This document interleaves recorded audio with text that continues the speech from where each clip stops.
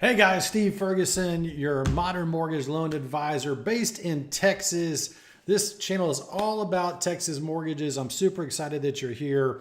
And the one question I get asked a lot from people coming in from out of state, California, Florida, Illinois, wherever you happen to be, is how is a mortgage loan process different in the state of Texas than it is in every other state? We're going to break that down. But before I do that, please like or subscribe to this channel, share it to your friends, your family, anybody thinking about moving to Texas, or if you're in Texas, let's talk. So love to visit with you guys and get you started on the right path to home ownership. So how does it work when you're applying for a mortgage loan in the state of Texas? So let's go over it step by step. That way you guys have a clear understanding of what's involved, how long it takes, and just setting some reasonable expectations as you get started in the process. So the very first thing that any loan officer in the state of Texas is going to tell you, and I'm going to tell you the exact same thing, is we're going to get a loan application from you. So most of the time we do loan applications digitally. I tell you what, I'm going to include a link to my loan application in the description of this video too, so you can click on it, you can check it out. It's really straightforward. It takes about 15 minutes from start to finish to get it all completed and done. And here's what it's going to ask you. It's going to ask you where you've worked for the last 2 years. What does your income look like right now? What do your assets look like? And we're going to be asking for additional documentation such as W-2s if you're a normal W-2 employee, a 30-day pay stub. That means that you have 30 days worth of employment on your pay stub with year-to-date information on it. We're going to be looking for 60 days of personal bank statements. Make sure those bank statements have all of the information that's necessary, like bank name, your name, account number, etc. And if those bank statements say page 1 of 6, make sure to include all 6 pages, even if one's blank. I know that a lot of people ask that. It's like, well, why do I need to give you one that's blank? Because it says page 1 of on the bottom, and we have to include them all. Now, once we get all those documents together, we review them all. We make sure that the income is correct in the file. We've got to make sure that your assets are correct in there and that we're counting the correct income. If we have questions about your income, once you start your loan application, we do what's called a verification of employment, which means we send out documentation to your employer and we say, hey, Mr. Employer, could you fill this information out and let us know if this income is correct or not correct or whatever it may be. So we compile all that data, and then assuming everything checks the box, we're like, yes, you are pre-qualified to purchase a home. Now, pre-qualified means that your file has not been sent to underwriting yet.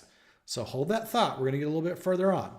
So when you're pre-qualified, I'm going to issue what's called a pre-qualification letter. It's a document. It's got my face on it, my logo on it, some basic information on it that's all about you that you can now provide to your to your realtor to say, hey, I'm qualified to purchase a home. Okay. And your realtor is going to go, perfect, let's go home shopping. In the meantime, my team and I are going to be verifying all the documents you provided.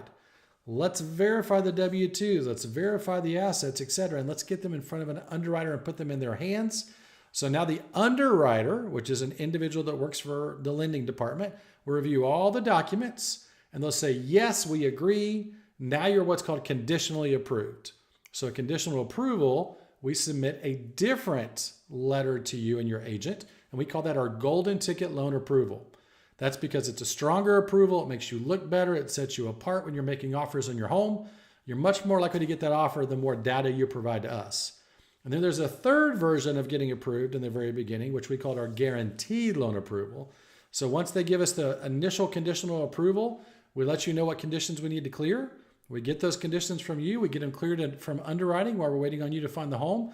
And then we guarantee a closing, which is awesome. That's an even stronger letter you can provide to the listing agent. And then it's very clear to them that you're ahead of the pack and you're the one to choose. So especially in a multiple offer situation, you would be set up for success. So in Texas, that's how we're going to get you pre-qualified or pre-approved. Now you're shopping for a home, all right? And you want to go under contract on that home. The beautiful thing is you've got an agent, or if you don't, I can definitely recommend some fantastic realtors, real estate agents to help you find the perfect home. And they're going to represent you as you continue to move forward and look for that house. And our letters are going to go with the offer in the state of Texas to make sure that the listing agent understands you're fully qualified. Okay. Now, once you make the offer on the property, you're going to negotiate back and forth. Maybe they'll accept it. Maybe they won't. Maybe they want some tweaks to different things, and you figure all those details out. You guys come to an agreement, and then you go under contract.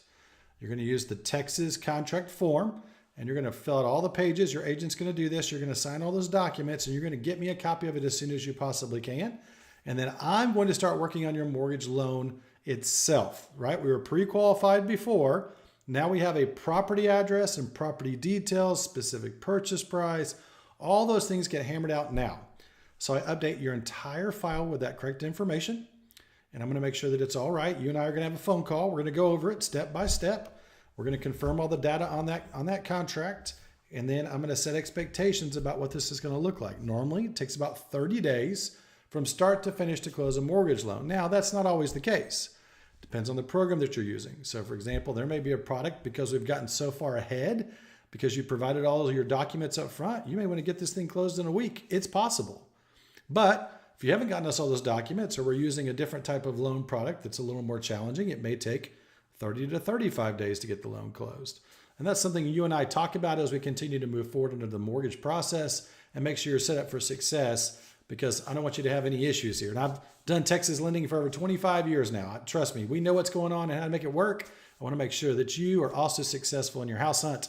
And the beautiful thing is, a lot of listing agents out there know who we are, and that's going to make your offer stronger. And as we're stepping into this contract phase time of things, I want to make sure that we move forward and get you closed on time.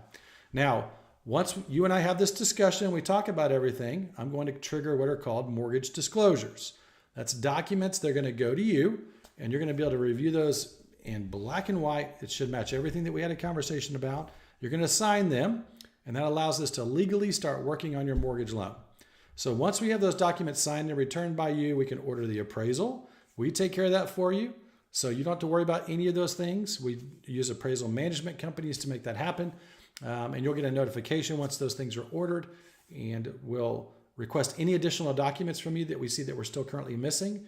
We'll request documents from third-party companies like title companies to verify that the title is clear. There's not any encumbrances on title, and that you're going to be buying a property that has no other liens against it. That's the last thing you want to do, is buy a piece of property and find out there's somebody, has got a lien against the property, and now you've got to pay for those things. So title companies are what ensure that the title itself, to make sure that there's no liens against it. So we'll be working on that file. We'll be waiting for these third-party verifications to come in, such as the appraisal, the title, and all these other things. We'll also get what's called a tax cert from the title company. That verifies the taxes on the property, because up until that point in time, those taxes are estimated. Now we get very close, but they're not 100% accurate until the title company comes out with that tax certification. So now all those details come together. We get the file what's called resubmitted for clear to close. So that means we're submitting all the documents that the underwriter has already requested from us to the underwriter again to say, hey, Mr. Underwriter, we think we have everything. Can you confirm it? The appraisal came in at value, so we're fine there. The tax certs are there. The title's clear. All these other things that are necessary to underwrite a home loan. And they put their rubber stamp on it and say, yes, we agree. Everything is here. If for some reason not everything is there, then they're going to recondition us and say, hey, Steve, we need some additional documentation, or we need clarity on this bank statement because there's a huge deposit here. And then we have to get that clarity, get it put back in, and get it resubmitted to underwriting. So my job is to make it as clean and clear as possible, to make sure that we only submit it one time, we get it resubmitted one time, and that way we have the clear to close when that's done. That keeps us on schedule for your mortgage loan. Now, once they say, yes, we're good to go, perfect, it's going to shift to what's called clear to close. That means your file is cleared, and now you can go to closing. My team on the lending side is going to gather all of your documents, and they're going to put together all of your closing documents, and they're going to start sending that information over to the title company. And the escrow officer, which is the person that would be closing you on your mortgage transaction, is going to be balancing what's called a CD, which is a closing disclosure, with my closing team. They're going to be going back and forth on this information until they get it balanced. Okay. Once it's balanced, they're going to let me know, and I'm going to send you that final closing disclosure, so you have all of your final numbers. You know what to bring to closing. You know what your funds to close are. You know what your payment is. You know when your first payment is. All that data is put on the closing disclosure itself.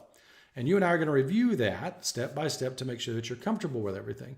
And we also send a series of videos that explain your individual documents as well, to make sure that you're fully up to speed on everything. Because the last thing we want you to do is have questions and not be able to ask those, or if you're concerned about asking the questions, that's what we want to make sure we're well taken care of, that you're educated on everything, because this is a big purchase. So then we put all that stuff with the title company. You go to title, unless you're doing a remote online closing, which is possible. But if you're not, you're going to the title company. You're going to sit down with the escrow officer, and they're going to slide those documents across to you and explain each page, show you where to sign. Make sure you sign your correct name, you date the correct dates, everything is spelled correctly, all those details. And then you sign all those documents. If you're signing everything at closing, it can take 30 minutes to an hour, depends on how many questions you have. And then once that's signed, they're going to send all those documents into the lender generally to say, hey, borrower signed everything. Are we clear to fund? On our side, we verified documents are received, signatures are signed. We're going to say, yes, you are clear to fund this loan. Loan gets funded. Texas is a wet funding state. That means it funds same day, 9 out of 10 times, unless there's some kind of anomaly there. And then as soon as it's funded, the escrow officer is going to tell you, congratulations, your loan is funded and closed, and here's your keys, and you're done. So straightforward process in the state of Texas to get these things done. You don't have to meet with an attorney unless you want to. You're certainly free to visit with an attorney, but there are some states that require attorneys to visit with you, and some people don't have wet funding opportunities, which means they fund the day after or even 2 days after closing. That's not how it's done in Texas. Now, where you run into problems with a mortgage loan in the state of Texas, if you're working with a loan officer outside of the state of Texas, they're not familiar with the state of Texas laws, you can create some challenges, especially on a refinance. And there are certain dates and times that have to be met, for example, on your initial closing disclosure or your 12-day disclosure on a refinance, that if for some reason that loan officer didn't know this had to go out in a certain amount of time, you've drastically delayed your closing. So I highly encourage you guys to work with a local Texas loan officer to make sure that you're well educated, you know what's going on, everything happens on schedule, that you close on time, and that you're entirely happy with the process. Now, there's several other pieces that happen in that loan application process, but that's the general idea of what you can expect in the state of Texas when it comes to this. Your specific situation may dictate some different rules and regulations. So for example, if you're self-employed and you're writing off of your income, we may not use your tax returns to get you qualified. We may be using bank statement loans or some other route. And that would require different types of documentation to get you to a point where you're getting closed. Just know that I'm experienced in all those things. We can definitely help you get that done. And you want to work with somebody who deals with those types of loans on a regular basis because they can be complicated. So I really hope that answers your questions. I hope that gives you a good understanding, or at least enough to make you dangerous, on what a mortgage process looks like in the state of Texas. Hope you kind of have an idea of some of the pitfalls you can run into, time frames that are there, things to expect in the beginning. And again, it's my job to make sure I explain this the right way. So I really appreciate your time. I hope that was helpful. Guys, stay tuned. Check out my other videos. I hope you have a great day, and don't forget to like or subscribe. Talk to you later. Bye-bye.